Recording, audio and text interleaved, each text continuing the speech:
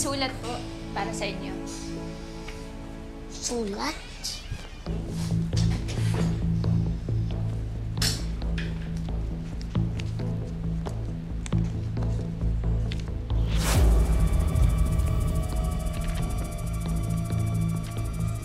Bakit, boy?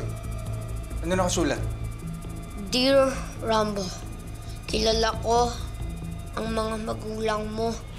Tawagan mo ako 07-128-05-6621.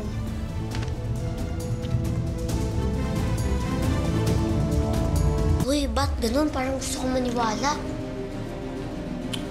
Pero sino nga kaya talaga yung nagpadala ng sulat na yan? Boy, alam mo, lahat pwedeng gumawa niyan eh. Siguro nga, boy. Pero ito ang kauna-unahan kong lead para malaman kung sino tunay kong pamilya. Paano kung totoo talaga to, boy? Piling ko kung totoo.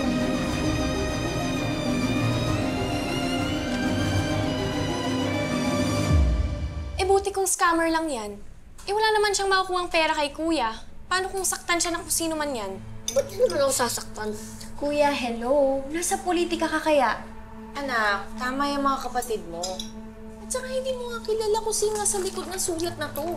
Bakit bigla-biglang lumilitaw to? Nakakatakot, anak. Paano kung manloloko lang to? Pero nay, paano kung totoo?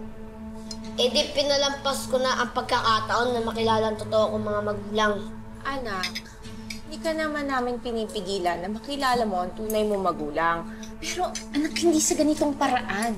Paano kung hindi to totoo?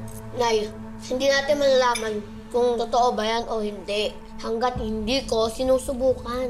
Patol ka talaga, kuya? Eh, kung di ka natatakot, mas natatakot kami para sa'yo. Kapag pinairal natin ng takot, walang mangyayari sa atin. Eh paano kung kaaway mo ang gumawa niyan? Saktan ka, patayin ka. May magagawa ka ba?